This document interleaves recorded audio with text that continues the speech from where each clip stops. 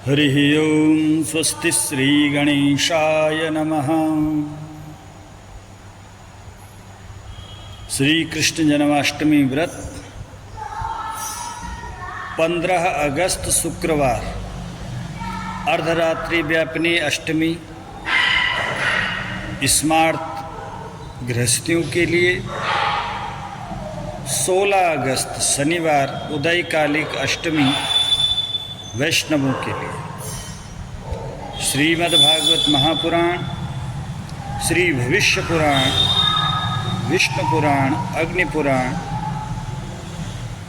आदि पुराणों में, संहिताओं में व्रत उत्सव निर्णायक सभी धर्म ग्रंथों के अनुसार भगवान श्री कृष्ण का अवतार भाद्रपद कृष्ण अष्टमी तिथि बुधवार रोहिणी नक्षत्र एवं वृष राशिस्थ चंद्रकालीन अर्धरात्रि के समय हो।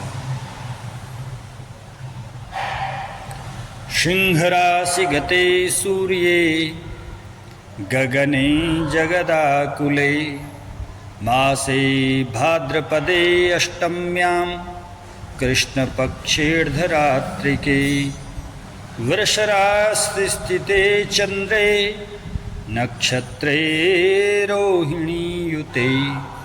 भविष्य पुराण उत्तर पर्व अध्याय 55 श्लोक 14।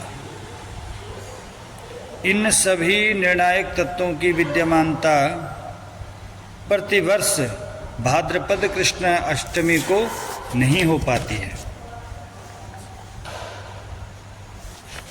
यदि अर्धरात्रि कालीन रोहिणी नक्षत्र आ जाए तो कई बार अष्टमी तिथि अर्धरात्रि व्यापिनी नहीं हो पाती। विभिन्न स्थितियों में 2 दिनों में व्याप्त श्री कृष्ण जन्माष्टमी व्रत के विषय में संशय आना स्वाभाविक है। संभवतः इसी कारण हमारे पुराण व्रत निर्णायक धर्म ग्रंथों ने एकादशी, श्री कृष्ण जन्माष्टमी आदि व्रतों की तिथि का निर्णय स्मार्त यानी गृहस्थियों और वैष्णव संप्रदायों के लिए भिन्न भिन्न निर्णायक सिद्धांतों से किया है। इसीलिए भारत के लगभग सभी पंचांगकारों द्वारा जन्माष्टमी तिथि व्रत 2 अलग अलग दिनों में स्मार्तों और वैष्णवों के लिए लिखा रहता है। अधिकांश शास्त्रकारों ने सिद्धांत रूप में अर्धरात्रि एवं चंद्रोदय व्यापिनी अष्टमी में ही व्रतादि करने की मान्यता दी है।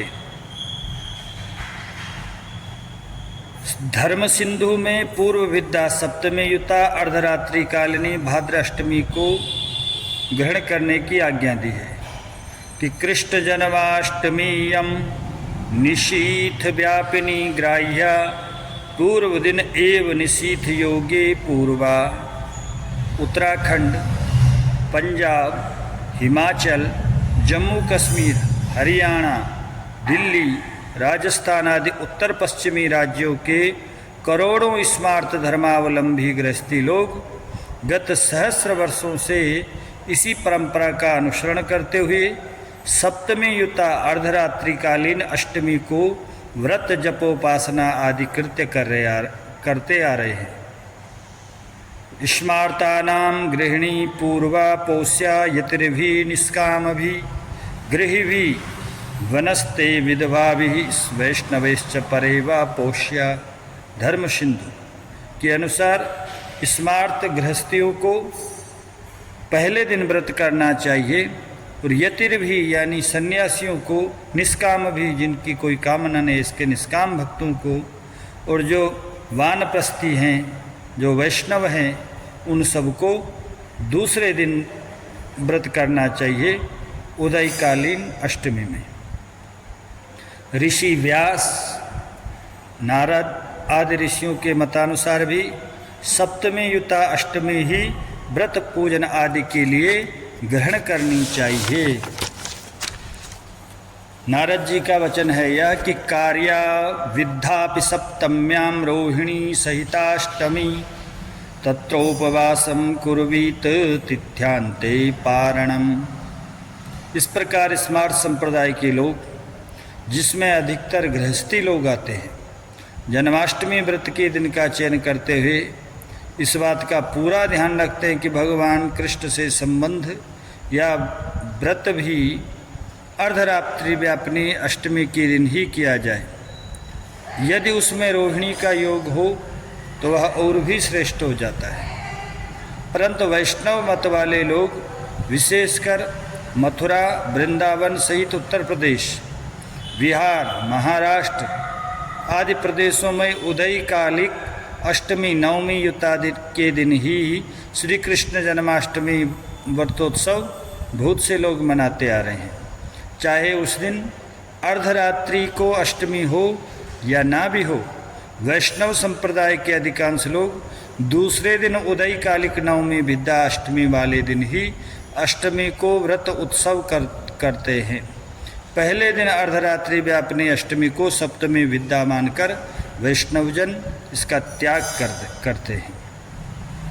वैष्णवास्तु अर्धरात्रि व्यापिनीमपि रोहिणी युतामपि सप्तमी विद्या अष्टमी परित्याज्य नवमी युतैव ग्राह्य। इस प्रकार तिथि निर्णय। इस प्रकार वैष्णव संप्रदाय के अनुसार निर्धारित जन्माष्टमी के दिन ही तथा श्री कृष्ण जन्मस्थली मथुरा को आधार मानकर मनाई जाने वाली श्री कृष्ण जन्माष्टमी के दिन ही केंद्रीय सरकार और उत्तर प्रदेश सरकार अवकाश की घोषणा करती है। साधारण गृहस्थी लोग स्मार्त भी इस अवकाश एवं उत्सव वाले दिन ही व्रत रख लेते हैं। यह देखकर कि सभी डायरियों, मीडिया आदि और सरकार के द्वारा उद्घोषित अवकाश को वह लोग प्रमाण मानते हैं और इसलिए वे उसी दिन व्रत उपवास करते हैं जिस दिन सरकार ने छुट्टी निर्धारित की है। जबकि उनमें से 90% से अधिक लोग स्मार्त संप्रदाय यानी साधारण गृहस्थी लोग होते हैं। स्मार्त और वैष्णव का भेद मैं एक वीडियो में आपको पहले बता चुका हूँ कि स्मार्त वे लोग हैं जो श्रुति स्मृति पुराण आदि को प्रमाण मान करके अपना जीवन निर्वाह करते हैं, और वैष्णव वे लोग हैं जिन्होंने किसी वैष्णव संत महात्मा सदगुरु से विधिवत दीक्षा ग्रहण की है और जो केवल भगवान विष्णु को ही अपना सर्वस्व मानते हैं, वह वैष्णव है। परं दिवा वा यदि वा रात्रो नास्ति चेद रोहिणी कला रात्रियुक्तां प्रकुर्वीत विशेषेण इंदु संयुतां। निर्णय सिंधु यानी चंद्रोदय काल में जिस दिन अष्टमी हो, निर्णय सिंधु के अनुसार भी उसी दिन व्रत करना चाहिए। तिथि निर्णय के अनुसार भी जन्माष्टमी में अर्धरात्रि को ही मुख्य निर्णायक तत्व माना है। रोहिणी नक्षत्र अथवा वृष राशिस्थ चंद्रमा मुख्य निर्णायक नहीं है। अष्टमी तिथि चाहे शुद्धा यानी सूर्योदय से अर्धरात्रि तक हो अथवा सप्तमी विद्या यानी पहले दिन सुबह से ही सप्तमी हो, लेकिन चंद्रोदय काल में अष्टमी प्राप्त हो जाए तो उसी दिन व्रत करना चाहिए। केचिद अर्धरात्रि एव मुख्य निर्णायका रोहिणी योगस्तु तने निर्णया संभवे निर्णायकाः तन्मत्ते तादृश शुद्धा विद्या विषये पूर्व दिन एव व्रतम।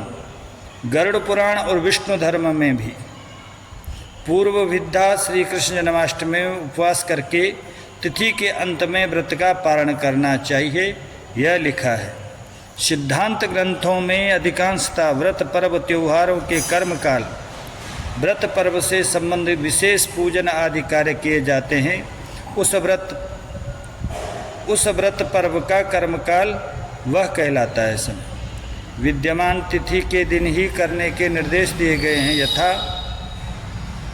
तत्र सर्वातिथि यदः कर्मकाल व्यापिनी सैव ग्राह्या। निर्णय सिंधु एवं कर्मणो यस्य यः कालस्तत्काल व्यापिनी तिथि तस्य कर्माणि कुर्वीत। विष्णु धर्मोत्तर पुराण। अर्थात जो तिथि कर्म के समय तक जिस दिन रहे वही ग्रहण करनी चाहिए।